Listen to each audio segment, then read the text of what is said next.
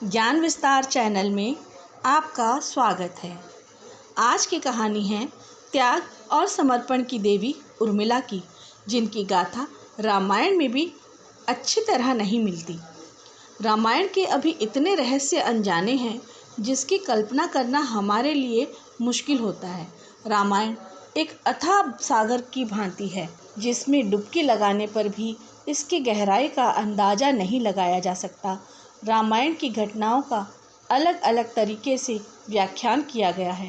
रामायण के कुछ विशेष पात्रों अथवा चरित्रों की बात तो हम सभी करते हैं, लेकिन एक ऐसा भी पात्र है जिसकी चर्चा विरले ही कहीं मिलती है। आज हम बात कर रहे हैं लक्ष्मण की पत्नी देवी उर्मिला की। इससे पहले यदि आपने इस चैनल को सब्सक्राइब नहीं किया है तो कर लीजिए, नोटिफिकेशन बेल को भी ऑन कर लीजिए। लोगों का मानना है कि रामायण में उर्मिला के त्याग, सेवा, प्रेम और निस्वार्थ भक्ति को कम आंका गया है। रामायण में देवी उर्मिला को एक साधारण महत्व की तरह अंकित की गई है, जबकि सत्य यह है कि उर्मिला का त्याग और समर्पण अतुलनीय था, अनमोल था। उर्मिला ने जो दुख सहे उस पर वो आंसू भी नहीं बहा पाई। इसके बावजूद रामायण में उर्मिला और उसके योगदान को वो जगह नहीं मिल पाई जिसकी वो हकदार थी। देवी उर्मिला माता सीता की छोटी बहन थी। उनका विवाह भगवान राम के अनुज लक्ष्मण के साथ हुआ था। राम के वनवास जाने के समय उर्मिला भी एक पतिव्रता स्त्री की तरह अपने पति लक्ष्मण जी के साथ जाना चाहती थी, लेकिन लक्ष्मण जी ने उन्हें ले जाने से इनकार कर दिया। उर्मिला ने बहुत मिन्नतें की। वो अपने पति की सेवा करना चाहती थी, पति के हर दुख सुख की साथी बनना चाहती थी, पर लक्ष्मण जी के कर्तव्य और धर्म की दुहाई देकर देवी उर्मिला को वन जाने से रोक दिया। लक्ष्मण के मुताबिक, मैं अपने भ्राता राम और भाभी सीता की सेवा करने के लिए जा रहा हूँ। मैं नहीं चाहता कि उनकी सेवा में कुछ कमी रह जाए। को अयोध्या ही छोड़ना उचित समझा।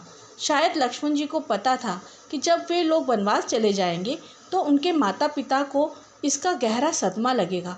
इसीलिए लक्ष्मण जी विकट क्षणों में माँ बाप को सहारा और सहानुभूति देने के लिए उर्मिला को छोड़कर वनवास चले गए। कुछ पौराणिक मान्यताओं के अनुसार माना ये जाता है कि उर्मिला के उन नाजुक कंधों पर लक्ष्मण जी ने बहुत बड़ा दायित्व डाल दिया था। किसी भी स्त्री के लिए विवाह उनके संपूर्ण होने की निशानी होती है। अनमोल पल, वो जीवन सरिता जो कोई भी नववधू अपने पति के साथ गुजारती है या गुजारना पसंद करती है, शायद वो पल उर्मिला के नसीब में नहीं थी।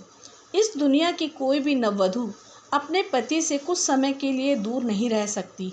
देवी उर्मिला अपने पति से एक नहीं, दो नहीं, बल्कि पूरे 14 वर्ष तक अलग रही। भला किसी नवविवाहित स्त्री के लिए इतना बड़ा त्याग और समर्पण और क्या हो सकता है। वियोग में जिंदगी बिताई। यह उर्मिला का अखंड पतिव्रत धर्म ही था कि उन्होंने कभी किसी की तरफ नहीं देखा। उर्मिला के महान चरित्र, अखंड पतिव्रत, स्नेह और त्याग की चर्चा रामायण में जितनी होनी चाहिए उतनी ना हो सकी। किसी विवाहित स्त्री के लिए अपने पति को 14 वर्षों के लिए अपने से दूर जाते देखना और उसकी विदाई पर आंसू भी ना बहाना कितना कष्टकारी होता है। जब श्री राम के वनवास के बाद महाराजा दशरथ स्वर्ग सिधार गए, तब भी अपनी वचनबद्धता के कारण उर्मिला नहीं रोई। आखिर उस हृदय विदारक क्षण में अपने को संभालना उर्मिला के लिए कितना मुश्किल पल रहा होगा। हालांकि महाराज जनक अपनी पुत्री को मायके अर्थात मिथिला ले जाना चाहते थे ताकि माँ और सखियों के बीच में उर्मिला के पति वियोग का दुख कुछ कम हो सके, लेकिन उर्मिला ने मिथिला जाने से साफ इनकार कर दिया। उर्मिला के मुताबिक अब पति के परिजनों के साथ रहना और दुखों में उनका साथ ना छोड़ना ही उनका धर्म है। इसीलिए इतने सारे त्याग, बलिदान और कष्ट सहने के बावजूद भी वचनों में बंधी उर्मिला रामायण में नेपथ्य में रही।